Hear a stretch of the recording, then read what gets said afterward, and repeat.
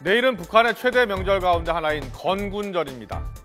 북한은 4월 25일 건군절을 맞아서 노동신문 등 관영 매체를 통해서 선군 사상을 강조하고 있고 특히 김일성 주석 띄우기에 열을 올리고 있습니다. 김정은은 최근 여전히 김일성 시대의 향수를 적극 활용하는 모습을 보이고 있습니다. 북한은 특히 5월 1일까지 동해 일대에 항행 금지 구역을 설정해 놓고 있어서 일각에서는 미사일 도발 가능성을 예상하고 있습니다. 최근 북한 동향과 무력 시위 가능성에 대해서 짚어보도록 하겠습니다.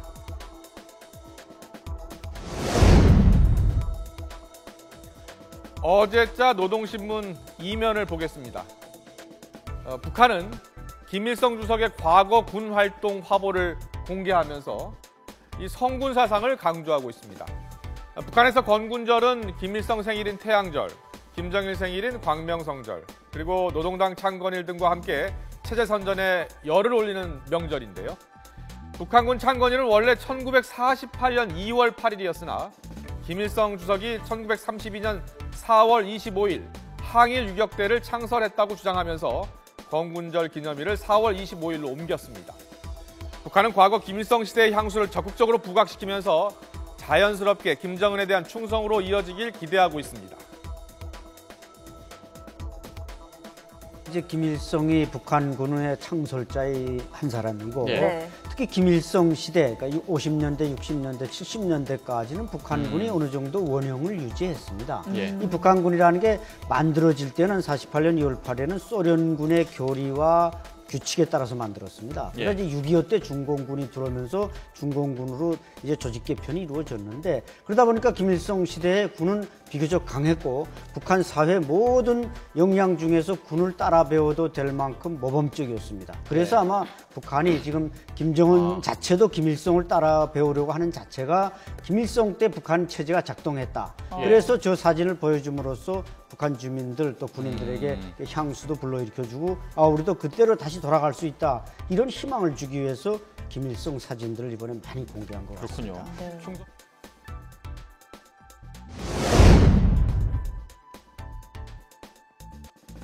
시험 발사를 통하여 로켓종의 전투적 성능과 반함선 로켓의 명중성이 설계된 전술 기술적 재원에 도달했다는 것이 과학적으로 확정됐습니다. 그리고 북한은 최근 단거리 탄도미사일 발사 실험에 열을 올리고 있습니다. 지난 2월에도 레이더에 잘 잡히지 않는 신형 함정과 함께 함대함 미사일 발사 실험을 공개했습니다. 김정은이 직접 훈련을 참관했고 북한 조선중앙TV는 스텔스형 함정과 사거리가 130km로 추정되는 함대함 로켓 발사 장면을 공개했습니다. 이달 초에도 김정은 제1위원장이 참관한 가운데 평안북도 철산군 동창리 일대에서 KN-52 계열의 단거리 미사일 4발을 발사했습니다. 특히 이번엔 미사일을 동해 쪽으로 발사하지 않고 남쪽을 겨냥한 것을 놓고서 그 배경에 관심이 모아졌습니다.